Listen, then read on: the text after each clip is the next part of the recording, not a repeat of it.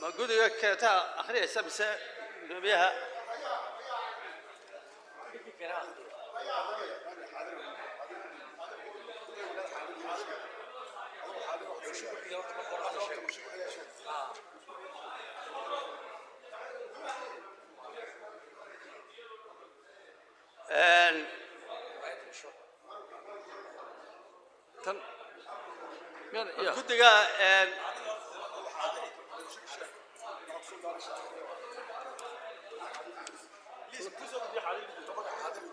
all right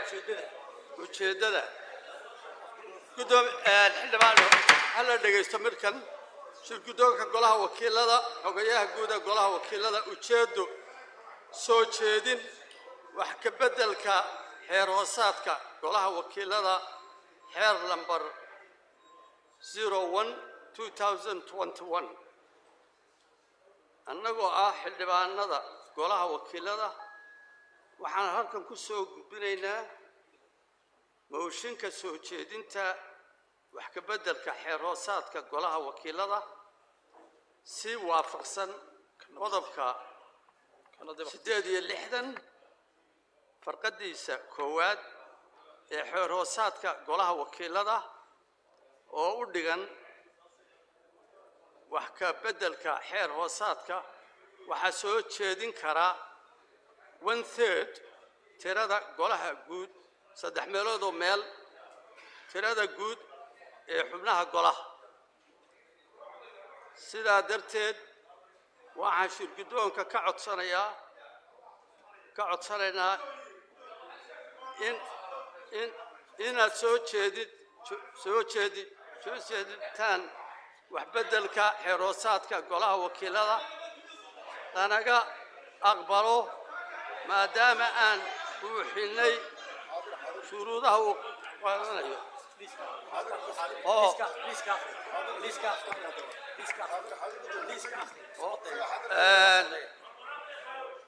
magacyada soo gudbiyey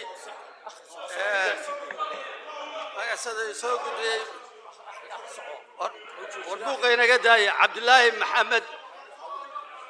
maxamed gacma dheere مغير علي حسين بيكسي لبيا فرتبه في صعود وبوحه وهو بيجي في حال حلبانادي وين جوغا وبحسن وط علي حسين بيكسي بتشوف سوقنا بتشوف صح عبد الكريم ميعاد إساق وتشوف علي حامد جبريل أيكن أحمد محمد كاري وجوجا شيخ أحمد طيب آدن وجوجا شيخ ربتشو أوكي محمود صالح عبدي وجوجا وابو بقيه صالح محمد ديري وجوغا احمد خليف جامع صالح وجوغا مصطفى احمد عبد الله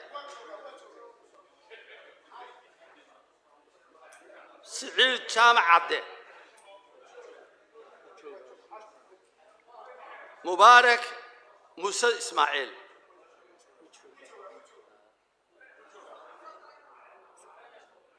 إبراهيم محمد جامع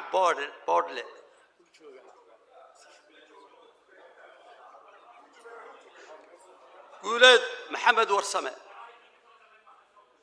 قولاد محمد ورسمة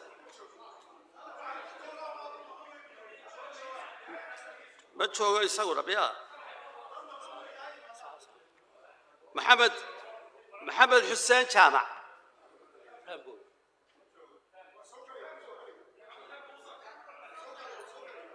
إمي كم يوتشوغا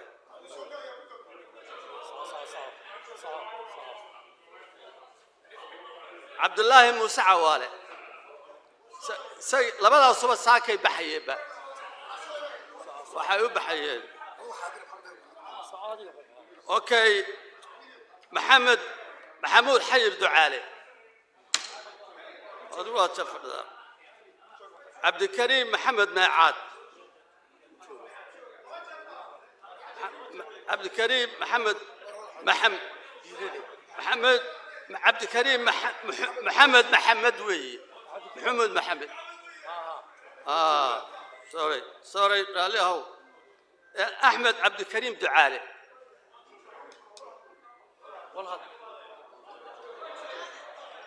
اوكي امين علم فريد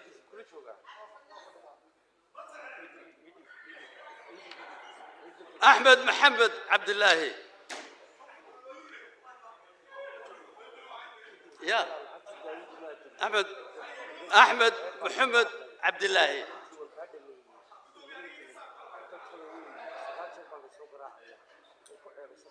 عبد الكريم محمد هجر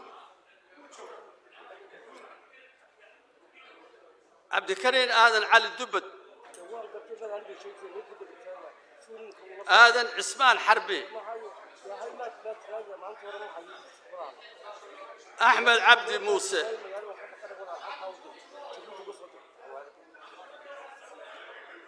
أبو بكر سعيد علي اوكي نيك اللي يراهو جمعاله شيخ احمد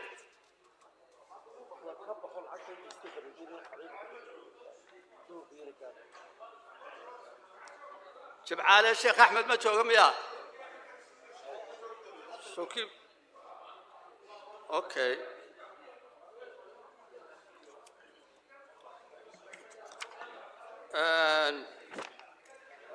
محمد حسين مايراني سأقول ما تشوف وراي كو لابا صدق أفر شن لح تضوا سديد سقال ها واحد شوقا سقال يلا باتبوا يا هاين واحد شوقا كبر شن سقال يلا باتن سقال كتر باتن إيه واحد مكان كو يلا با صدق أفر شن كو لبا صدق أفر أفر شن لح تضبا سديد سقال أوكي وشنكا سقالي يلا باتن باكياني لا سقال با مقن مركا لباتن با جوغا حاضرة مركا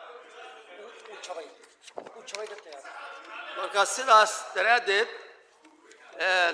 toddobiyo labaatankii waxa uu 20 baa jooga markaa de wuu jabayaa heerkaas markaa wuu jabay waa ku oranay digaday wuu jabay markaa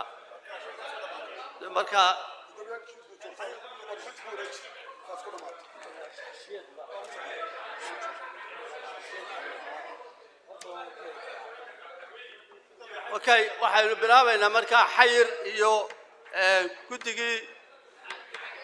guddigii joogtada warbixinteedii inaynu dhageysano hana la fadhiyo min fadlakum hala fadhiyo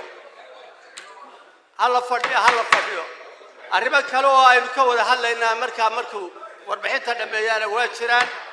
markaa hala fadhiyo beecaad iyo cabdiqani iyo xagee ku yaacaysan بسم الله الرحمن الرحيم بسم الله الرحمن الرحيم بسم الله والصلاة والسلام على رسول الله صلى الله عليه وسلم قدوميها قلها وكيلة مدنياش الشرفت لي شغالها قلها بعض الصحافة وهري وعقو السلام عليكم ورحمة الله وبركاته ما أنتوا بيش شانا توانتهاي 2016 waxaan ka soo jeedinayaa warbixintii guddida joogtada muddadii goluhu fasax ahaa warbixintaas oo ka hadlaysa aan kaga hadli doono guddidu ku eegtay 3-4 arrimood dagaalka bariga dhexe abaaraha waddanka ka jira shaqaqooyinka gobollada bariga iyo galbeedka iyo soo jeedinta guddida guddoomiye iyo mudanayaal waxaanu si gaar ah diiradda ugu saartay warbixinteeda saamaynta dagaalka bariga dhexe ka bilowday 28kii bishii February ee soo dhaaftay kaas oo si weyn u ruuxay guud ahaan dhaqaalihii caalamka isla markaana saamayn toos ah ku yeeshay Soomaaliland sida ku cad warbixinta amni darrada ka dhacday khaliijka guud ahaan wadamada khaliijka gacanka Bershiya waxay khalkhal gelisay gaadiidkii wuxuu dagaalkaas khalkhal geliyay gaadiidkii badda ee ka gudbi jiray marinka muhiimka ah ee Hormuz taas oo caalamka ku keentay dagaalkaas oo caalamka ku keenay isbedel ku yimi sida shidaalka daruuriyaadka sida shidaalka iyo guud ahaan maciishada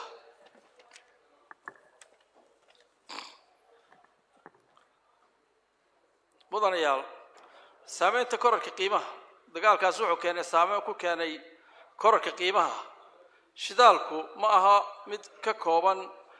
kororka qiimaha shidaalku ma aha mid kaliya oo ka kooban balse waxa uu si weyn u taabtay dhammaan qaybaha kala duwan ee dhaqaalaha sida ganacsiga maciishada lacagta iyo nolosha guud ee bulshada sicir bararka guud ee dalka iyo kan qowtul daruuriga si weyn ayuu u kordhay shidaalku halka awoodii wax iibsiga ee shacabku hoos ugu dhacday tani waxay muujinaysaa nuglaanta qaab dhismeedka dhaqaalaha dalka maadaama dalku si weyn ugu tiirsan yahay wax soo dejinta dhanka kale guddidu waxay qiimeyn ku samaysay tallaabooyinka ay xukuumaddu qaaday kuwaas oo ay ka mid ahaayeen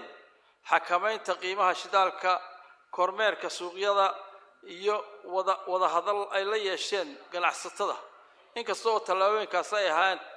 tallaabooyin aad u muhiim ah haddana qiimayntu oo lagu xasilinayay xaaladda degdega ah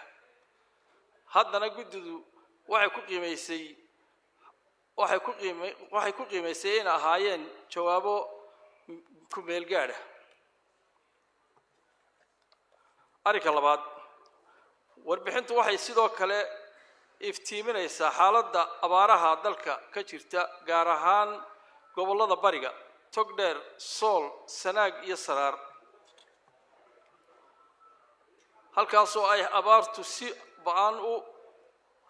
u saamaysay dadka iyo adduunyada iyo dadka iyo xoolahaba mudanayaal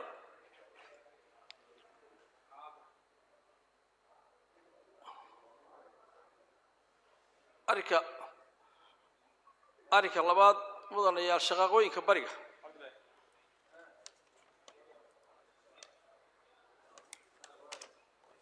shaqaqooyinka dalka waxaa ka jira dalka shaqaqooyin ay ka dabada ka wadaan dawlado cadow inagu ah sida Soomaaliya sida gobollada Awdal iyo Sanaag xaaladaas oo u baahan in loo helo xal waara oo degdeg ah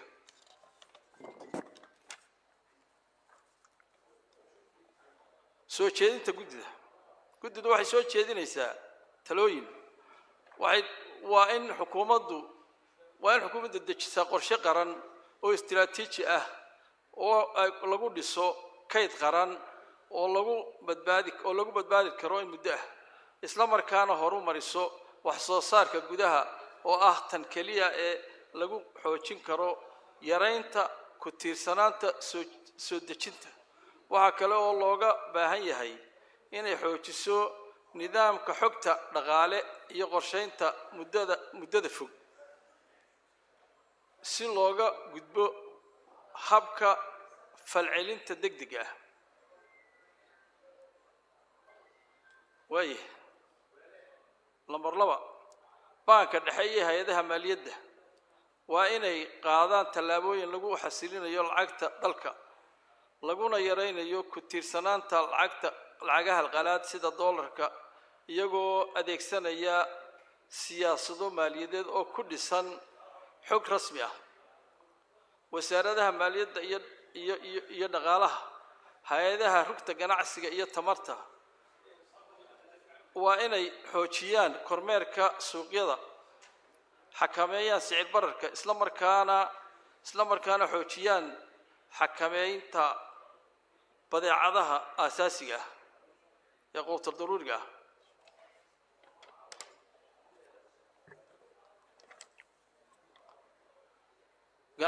ganacsatada gaarka guddidu waxay ugu baaqaysaa in ganacsatada ay muujiyaan mas'uuliyad bulsho kana fogaadaan buunbuuninta qiimaha shidaalka cuntada iyo badeecooyinka daruuriga ah iyagoo tixgelinaya duruufaha adag ee shacabka haysta. guddiyada abaaraha heer qaran iyo kuwa gobol iyo hay'adaha gurmadka iyo bulshada waxaa looga baahan yahay dib u xoojiyaan in la sameeyo dib u xoojin hawlihii gurmadka abaarta gaar ahaan meelaha ugu daran sida gobollada Togdheer, Sool, Sanaag iyo Saraar iyo gobollada kaleba iyadoo la isku dubaridayo dagaalada xukuumadda iyo hay'adaha samafalka iyo qaybaha bulshada. golaha wakiilada waa inuu xoojiyo doorkiisa kormeerka ka doodista siyaasadaha dhaqaalaha ee dalka isla markaana dardargeliyo dejinta sharciyo iyo xeerar hannaan maamul oo xoojinaya adkaysiga dhaqaalaha. mudanayaal Somaliland waxaa soo wajahay xaalad culays adag oo dhaqaale balse waa xaalad laga bixi karo haddii loo diyaar garoobo. aad iyo aad baa mahadsantihiin. Assalaamu calaykum waraxmatullahi wabarakaatu.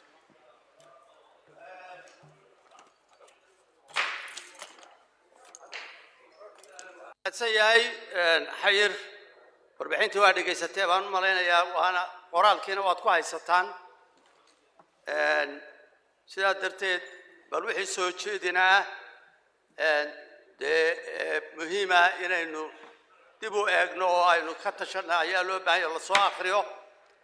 intaa waxaan raacinayaa mudanayaal waa inagii muddo badan kala maqnayn goluhuna waa kii fasaxa ka soo noqday. waxaa jira dee arrimo cusub oo jiro oo golaheenni muddo xileedkiisii waad ogtihiin in isbeddel ku dhacay in markaa goluhu balqaabkii muddada xileedkaa imika u kordhay siduu u shaqayn lahaa iyo wixii muhiima ee loo baahan yahay inuu qabto iyo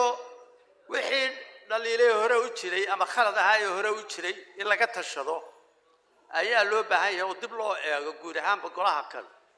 inuu la jaan qaado oo uu shaqeeyo. arrintaas waxay u baahan tahay markaa waqti badan in la siiyo oo laga tashado oo laga wada hadlo. waxaan markaa ay la noqotay ka guddoomiye ahaan inaynu shirar xidhan inaynu yeelanno oo aynu aad arrimaha wixii ina dhaafay iyo wixii mustaqbalka aynu qorsheysanaynaaba aynu aad ugu falaanqayno waanu dhigno. xildhibaanada badankooda sidaa waa qabaan in badan oo aan arkay ama aan iska sheekaysanay aad baa loo wada dareensan yahay ama loo qabaa in khaladaad badani uu jiray in loo baahan yahay inaan wax saxno wax toosino in aan lagama maarmaan tahay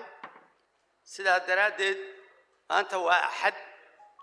waxaan soo jeedinayaa berriba laga bilaabo inaynu shir xidhan yeelano oo aan arrimaha ku faraanqayno waqti horena inaynu kulligeen ka soo qayb qaadano oo aan loo kala maqnaan arrimahaana hadday maalin inagu qaadanayso iyo hadday laba inagu qaadanaysaba intaynu meel dhigayno inaynu faraanqayno oo wadno ayaa lagama maarmaan waxaan soo jeedinayaa in goor hore la yimaado oo goor hore maba ahee 10ka aan dib u dhigaba 10ka dee waxaan 10ka uga dhigayaa ibaatinkii baa xidhiidhi noqday